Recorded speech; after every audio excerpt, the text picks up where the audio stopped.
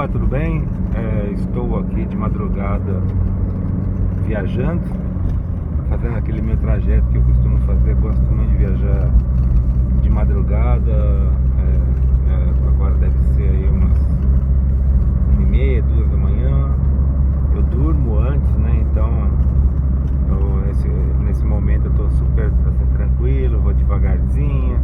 A estrada é boa, vazia, ou seja, tem uma série de vantagens, né? Vou falar um pouco mais alto também, porque eu tô no carro, né? Tô dirigindo e normalmente os meus vídeos acabam saindo baixo. Acho que eu falo muito, ou eu falo baixo ou o meu microfone tá ficando mais surdo.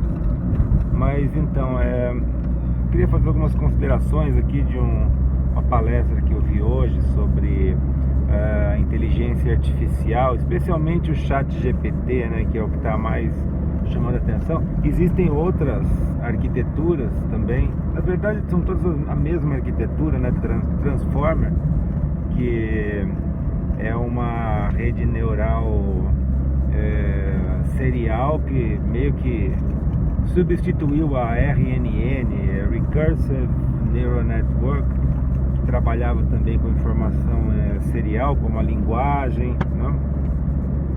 A música, mas especialmente a linguagem, que é o que, na minha opinião, define, né, nós como seres humanos, assim, o grande atributo, né, que faz com que nós sejamos o que somos é a linguagem, né? Então, a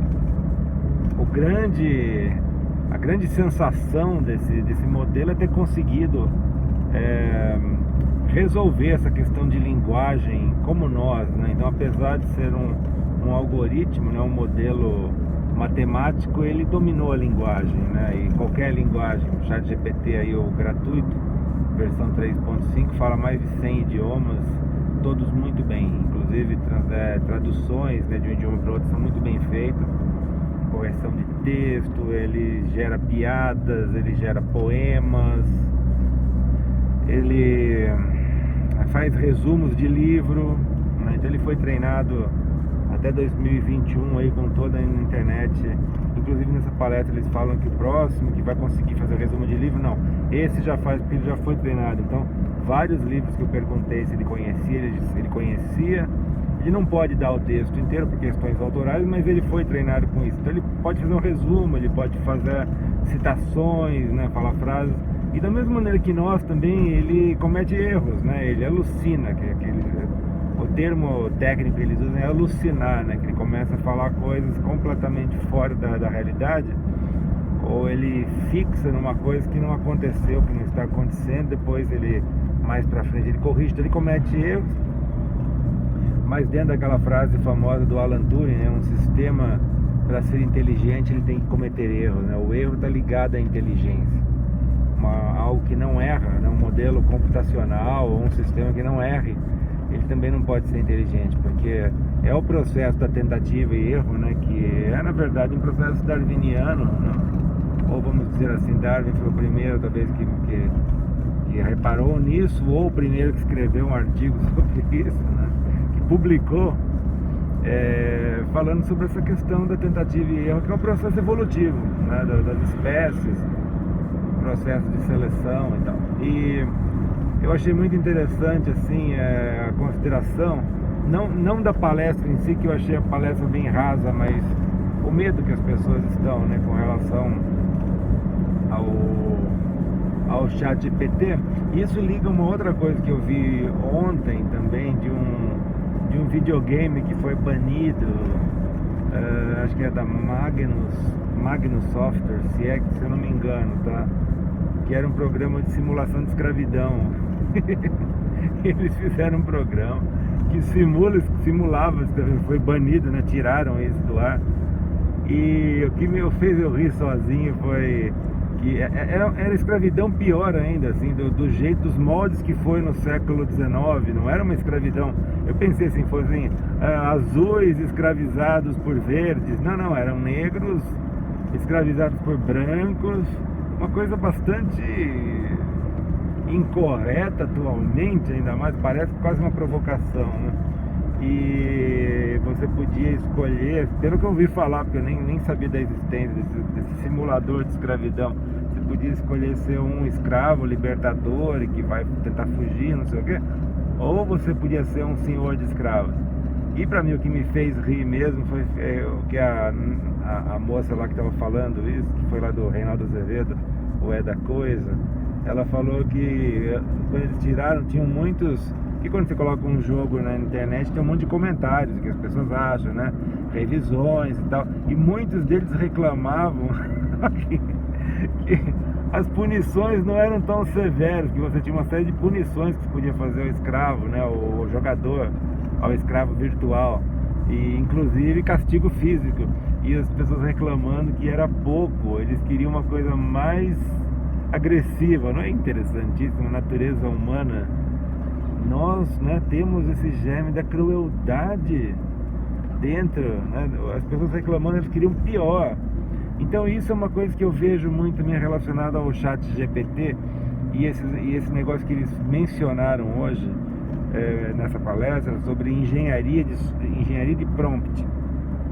O prompt é o nome que eles usam para treinar, para solicitar ao chat GPT que ele reaja de uma certa maneira, como um amigo, como uma namorada, como um chefe, ou como um subalterno, talvez como um escravo. Eu imagino que seja uma coisa bastante solicitada, não sei. E pra mim nunca me interessou muito esse negócio. No começo sim, eu achei interessante testar os limites desse modelo computacional, mas depois eu me lembrei da Star Trek e como lá tinha lá o computador de bordo, como ele era tratado, né? Ele não era tratado como uma pessoa, mas ele falava, eles conversavam com o computador, pedindo dados, informações e tal, e usando como uma ferramenta que fala e que tem um conhecimento vastíssimo, né, sobre questões lá que eles precisavam. Para mim assim isso fechou o que é um chat GPT. Depois que eu vi isso, inclusive o próprio modelo, ele tenta ficar escapando de criar laços emocionais, né? Você começa a ficar muito, o que você acha disso, não sei o que, ele fala, olha, eu sou um modelo computacional, não me pergunte, eu não sei, né? Não sou a pessoa indicada não sou uma pessoa, né? Então não tenho opinião ou sentimentos. Ele sempre tenta escapar dessa necessidade nossa de criar um laço emocional.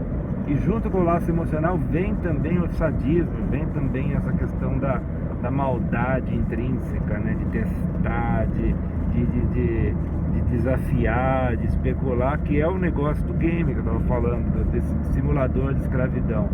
Então tem esse disparo assim, que eu achei muito interessante, e a vontade que as pessoas têm de treinar esses prompts é tão forte, de treinar o ChatGPT para ele agir como se fosse algo, que existe hoje em dia esse termo que eu não sabia, que é engenharia de prompt, e com cursos online para você treinar e ensinando, que é basicamente uma maneira de você colocar um texto muito detalhado explicando o que você quer, como ele reaja, e se você fizer bastante detalhado, ele vai acabar, vamos dizer assim, sendo convencido daquilo. E eu perguntei ao próprio ChatGPT se isso é alguma coisa ilegal. Ele falou, não tem nada de ilícito, pode fazer prompt e tal. E eu fiz alguns assim, candidamente, vamos dizer assim, sem nem pensar, mas pedi, por exemplo, ele simular Sócrates, como se ele fosse o filósofo. Então ele tinha que agir como Sócrates. E eu vou perguntar para ele, e ele sempre fica tentando ter uma inércia para ele voltar, né? Então ele fica sempre tentando voltar a ser o modelo computacional neutro, né? Então você fala, fale como se fosse Sócrates. Ele fala, se eu fosse Sócrates eu diria isso, se eu fosse Sócrates... Não, fale na primeira pessoa, eu, né? Eu isso, eu aquilo. E ele faz isso por um tempo, depois, conforme as perguntas vão indo, ele volta de novo, se eu fosse Sócrates eu diria isso. Então eu não vejo, eu brinquei por alguns dias com isso e acabou, não tem essa graça, mas eu vejo que isso apela muito a outras pessoas, essa questão esse fetiche, né? esse fetiche por colocar a máquina de uma maneira subserviente e até assim como um tipo de um escravo tecnológico, né? Tem muito desse disparo humano, né? Que nós somos, né? A raça humana, né? A espécie humana, o Homo sapiens, não existe raça, existe espécie. Aliás, nem espécie, subespécie, né? Nós somos a única da espécie Homo que sobreviveu. Os últimos eram os Neandertais, que desapareceram uns 40 mil anos atrás. Sobrou só nós. Então nós somos a única subespécie da espécie Homo, que é o Homo sapiens, né? E cá estamos e temos características bastante cruéis, bastante de predadores, né? Porque nós somos de fato catalogados como predadores. O que é um ser humano? É onívoro, é predador, e ele é fisicamente não tão robusto como muitos outros animais. Comparar a gente com um grande felino, por exemplo, não dá nem para começar, né? Um urso, um gorila, mesmo um chimpanzé é muitas vezes mais forte que o ser humano e pode assim destruir uma pessoa, e aconteceu algumas vezes, né? De reações, né, diversas, de pessoas que tinham domesticado aí algum bicho desse, seja um macaco, seja um tigre, né, que chega em algum momento o pet come, né, o dono, enfim. Mas nós temos uma capacidade absurda estratégica, né?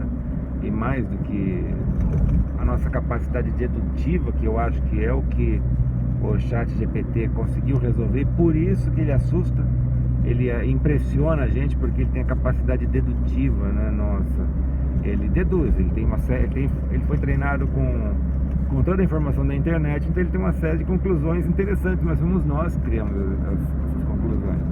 Foi a espécie humana, ele não está criando nada novo, ele está utilizando aquilo, certo?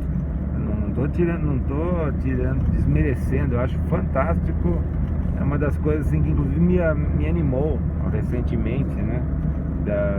Alguma coisa nova que de fato aconteceu, que fazia muito tempo que não acontecia. Mas se você pensar bem pela questão de inferência, né, mental, nós temos os três processos, que é a dedução, a indução e a abdução, né? A abdução é a imaginação, a nossa capacidade de criar de captar ou de criar, que aí vem de uma outra área que ninguém sabe direito o que é, mas que está lá. Existem inúmeros relatos na ciência, né, de uma informação extremamente relevante que simplesmente vem no cientista. Ele simplesmente, aquilo surge como se fosse uma fonte de água que brota, e aí a partir disso ele usa outros métodos dedutivos, indutivos para gerar um modelo, a teoria, o teorema, enfim. E aí a informação é cristalizada, né, de uma forma coesa, coerente, clara. Mas tudo vem de uma fonte que o ChatGPT não tem, que nós temos e talvez nem sejamos, nós talvez tenhamos acesso, né? A inferência indutiva é o teste dos modelos. Então você tem uma intuição, você fala assim, e se for isso? Aí você vai testar esse modelo, testar e melhorar. Esse processo de teste e burilamento e melhoria, isso é o método indutivo, que é o método da ciência. A ciência faz isso. Então uma hipótese, ela testa a hipótese experimentalmente, e quando chega num momento em que aquele modelo simbólico, matemático, né, ou computacional descreve bem aquele modelo, de modo que ele pode ser repetido e pode prever a ocorrência daquele fenômeno no plano físico, natural. Então ele funciona bem, aí passa a ser esse modelo, e esse modelo é uma ferramenta. Por exemplo, o Teorema de Pitágoras é uma ferramenta que pode ser utilizada para um monte de coisas, que é aí que vem a inferência dedutiva, que a gente utiliza toda hora, né? Teoremas como o de Pitágoras, que eu falei, e tantos outros, né? Que que a gente utiliza como uma ferramenta e acredita nele, como a gente acredita num alicate, né? Até que ele quebre, ou acredita numa outra ferramenta qualquer, num dogma, numa crença, né? Aquilo é muito parecido com o processo dogmático mesmo, de a gente acreditar num ser divino, ou em santos, ou em anjos, ou em astrologia. A gente acredita em algo, e uma vez que você acredita, você usa aquilo, até que aquilo se prove errado. Aí você tem que mudar a sua crença. Então, nesse caso, o método dedutivo tem muito a ver com a crença religiosa, tá? E com o preconceito também. Preconceito é a mesma coisa. Nós temos um pré-conceito, ou seja, antes de nós interagirmos, claro que essa palavra foi colocada de uma maneira, esqueci a palavra lá, derrogativa, de uma maneira derrogativa, mas o pré-conceito é você utilizar o método dedutivo para alguma coisa que você acredita piamente, né? E tem muitas dessas crenças que elas são colocadas na infância, na primeira infância, até um pouco antes da fase pré-verbal. Por isso que religiões gostam de, não só religiões, outras coisas atualmente, outras ideologias também estão usando isso de treinar crianças muito pequenininhas a aceitarem aquilo, e aí, uma vez que aquilo está treinado e está dentro da cabeça do indivíduo, ele acredita naquilo piamente. Ele largar desse negócio é algo muito difícil. E, por exemplo, eu tive outro dia uma experiência, faz uns anos, eu acho, não sei se chega a fazer uns anos, mas faz um tempo, que eu, quando era criança, tinha um lado da minha família que era mais católico, mas eu não fui criado absolutamente na crença da religião e tal, e dos dogmas, mas tinha aquele negócio de ir na igreja com as minhas tias, quando eu era muito pequenininho. Eu lembro até da posição do braço que ficava levantado, né, que eu era uma criança, estava muito pequenininha, né, o adulto estava lá no alto, né, e me levando, e tem toda aquela questão das igrejas, os ornamentos, as estátuas, os símbolos, né, tal. E aí eu tive, por alguma razão, não lembro agora, que ir numa igreja fazer alguma coisa, um dia de missa, inclusive, e aquilo me deu uma sensação assim tão confortável, sabe, de infância e tudo, sendo que eu não sou católico, nem acredito em nada disso, mas essa moral ficou lá impregnada e para sempre, né? Vai ser sempre assim, tem algo de familiar, tem algo que capta. E o final do filme lá, 8:30, eu já assisti várias vezes, me emocionei, até não me emocionar mais, porque eu assisti muitas vezes, que é justamente isso, assim, é o momento em que aquele menino que representa ele abre uma cortina e desce uma torrente de pessoas vindo, e naquela torrente tem lá o que representa a mãe, o pai, as namoradas antigas, as situações, tudo descendo e passando por ele como se fosse uma torrente de pensamentos e de sonhos, e eles passam por ele sem nem olhar para ele, ou seja, então não tem uma interação. São lá informações que eu acho que faz parte desse fundo que a gente acaba tendo nosso prompt, né? Que é o que algumas pessoas tentam fazer com que programe uma moralidade, né? Vamos dizer assim, que eles chamam de prompt, né? Que eu nem sei se moral é uma palavra muito boa, porque ela é muito vaga, né? A gente usa para coisas diferentes. Uma pessoa imoral, não existe o imoral, existe aquilo que tem uma moral que é completamente distoante da nossa, é isso. Mas existe sempre algo lá dentro, algo que ficou programado, né? E, enfim, era isso que eu queria falar aí com relação a essa questão da engenharia de prompt, a nossa necessidade de manter algo no cativeiro, controlado, a nossa necessidade de subserviência, de colocar um outro, seja um indivíduo, um modelo computacional subserviente a nós, né, como nosso escravo, né? E essa relação de poder e de afeto, né, que também estão ligadas, que eu acho que uma vez que você abre mão dessa relação de poderes, também abre mão da relação de afeto um pouco, né? Porque você passa a entender as pessoas e as outras relações suas de uma maneira muito mais estratégica, e não se frustra também, porque existe muito isso, né? De se frustrar com pequenas traições, né? As grandes são evidentes, elas saltam aos olhos, mas as pequenas traições estão sempre ocorrendo, né? As pessoas estão sempre defendendo interesses, e se você prestar bem atenção nas relações de afeto que nós temos, elas têm algo também de bastante dessa trama de estratégia, de domínio, de dominar e de ser dominado, e de falar pequenas coisas que são assim pontiagudas, aparentemente desnecessárias, né? Que é uma coisa que eu tenho percebido muito atualmente, porque as minhas interações sociais têm sido do zero ao positivo, né? Eu não faço, pelo menos eu não detecto em momento algum qualquer tipo de interação que eu faço que eu tenha um objetivo escuso. Eu tenho uma agenda secreta que eu quero utilizar aquela pessoa de uma maneira, ou eu faço alguma coisa que eu acho que vai ser benéfica dos dois lados, para mim e para a pessoa, ou é indiferente, ou eu me defendo de uma pessoa tóxica, também tem isso, né?